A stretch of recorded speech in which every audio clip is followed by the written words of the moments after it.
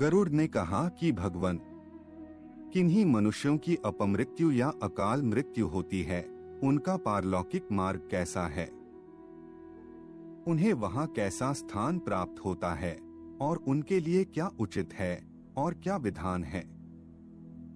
हे मधुसूदन, मैं उन सभी बातों को सुनना चाहता हूँ। कृपया आप उनका वर्णन करें। श्रीहरि ने कहा कि हे पक्षीराज गरुड़, जो व्यक्ति अकाल मृत्यु के कारण प्रेत बन गए हैं, उनके मार्ग, पारलौकिक गति, स्थान और प्रेत कर्म विधान को मैं कह रहा हूँ। यह परम गोपनीय है, तुम इसे सुनो। जो मनुष्य खाई, नदी, नाला लांघते हुए और सर्प आदि के काटने से मर जाते हैं, जिनकी मृत्यु गला दबाने तथा जल में डुबाने से होती है, जो दुर्बल व्यक्ति आत्महत्या करता है, जो गिरकर, फांसी लगाकर और जल में डूबकर मर जाते हैं, उनकी स्थिति को तुम सुनो। नारायण बलि पूजा त्र्यंबकेश्वर में की जाने वाली महत्वपूर्ण पूजाओं में से एक है, जो पितरों की आत्मा की शांति के लिए की जाती है। यह पूजा विधान करने का शुभ व उत्तम समय पितृपक्ष है। परंतु अगर किन्हीं कारणों से श्राद्ध या पितृपक्ष में यह कार्य नहीं हो पाया, तो आप इसे कृष्ण पक्ष में भी कर सकते हैं। नारायण बलि पूजा दो पूजाओं का एकत्रित रूप है, जिसमें नारायण बलि पूजा एवं नाग बलि पूजा सम्मिलित है। नारायण नाग बलि पूजा का मुख्य उद्देश्य पितृदोष से मुक्ति दिलवाना है। जब किसी व्यक्ति के परिवार में कोई व्यक्ति की मृत्यु होती है, तो इन कारणों से उसकी आत्मा को शांति नहीं मिलती।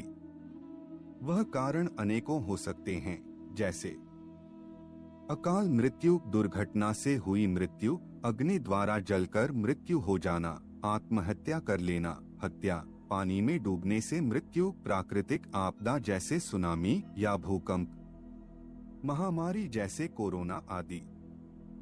इन परिस्थितियों में व्यक्ति की इच्छाएं अधूरी रहती है।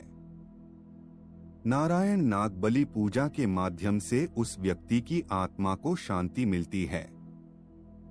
फिर अपने कर्मों के अनुसार उन्हें अगले जन्म या मोक्ष की प्राप्ति होती है।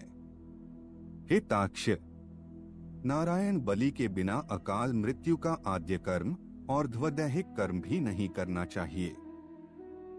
हे पक्षीराज, सभी प्राणियों का कल्याण करने के लिए पाप और भय को दूर करने वाली उस नारायण बलि के विधान को सुनो। 6 मास की अवधि में ब्राह्मण, 3 मास में क्षत्रिय, 1.5 मास में वैश्य तथा तत्काल ही शूद्र के पुतले की दाह संस्कार की क्रिया करनी चाहिए। गंगा, यमुना, नैमिष, पुष्कर, जलपूर्ण तालाब, स्वच्छ जलयुक्त जलाशय, बावली, कूप, गौशाला, घर या मंदिर में भगवान विष्णु के सामने ब्राह्मण इस नारायण बलि को संपन्न कराएं। पौराणिक और वैदिक मंत्रों से प्रेत का तर्पण किया जाना चाहिए। इसके बाद यजमान सभी औषधियों से युक्त जल तथा अक्षत लेकर श्री विष्णु का भी तर्पण पुरुष सूक्त अथवा अन्य वैष्णव मंत्रों से दक्षिण दिशा में मुख करके प्रेत का विष्णु रूप में इस मंत्र से ध्यान करे। अनादिनिधनो देवः शंखचक्र गदाधरः अव्ययः पुंडरीकाक्षः प्रेत मोक्ष प्रदो भवेत्। इसका भावार्थ है कि अनादि, अनंत, शंख, चक्र और गदा धारण करने वाले अव्यय देव पुंडरीकाक्ष भगवान प्रेत को मोक्ष प्रदान करें। नारायण नाग बलि के अनेकों लाभ हैं, जैसे प्राकृतिक स्वास्थ्य में सुधार होना, पितृदोष एवं पितृशाप से छुटकारा प्राप्त होना, पितृदोष एवं नाग हत्या दोष के कारण निर्माण हुई सभी नकारात्मकता दूर होना, पति पत्नी में होने वाला मनमुटाव दूर होना, कौटुंबिक बाधाएं नष्ट होना और परिवार में शांति आना, संतान की प्राप्ति संभव होना, नाग का स्वप्न में दिखाई न देना, व्यापार में आर्थिक धन लाभ होना, नौकरी में बढ़ोतरी होना आदि। नारायण नाग बलि पूजा पति एवं पत्नी को साथ मिलकर करने से व्यक्ति के धन संबंधी समस्याओं का निवारण होता है तथा वंश वृद्धि, कार्यों में यश एवं कर्ज से मुक्ति भी मिलती है। व्यक्ति की शादी न होने पर या पत्नी के जीवित न होने पर भी कुल एवं वंश के उद्धार के लिए भी नारायण नागबलि पूजा की जाती है। गर्भवती महिला गर्भ धारण करने के 5वें महीने तक ही नारायण नागबलि पूजा कर सकती है। घर परिवार में यदि कोई मांगलिक कार्य जैसे विवाह नामकरण विधि हो तो यह पूजा 1 साल के बाद की जाती है।